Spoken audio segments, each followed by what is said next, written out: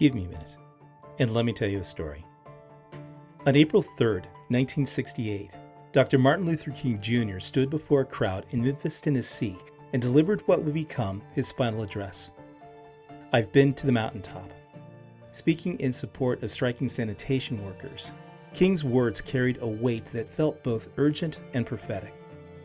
He spoke of economic justice, of unity, and of the long struggle for dignity. But it was his closing that endures most.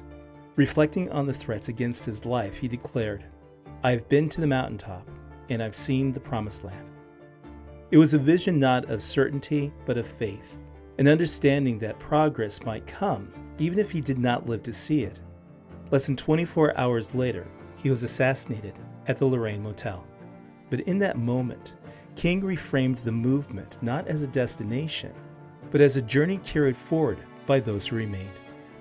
His voice, steady in the face of danger, still echoes as a call to conscious and collective action today. I'm James Edward Mills of the Joycha Project, and this has been an Unhidden Minute.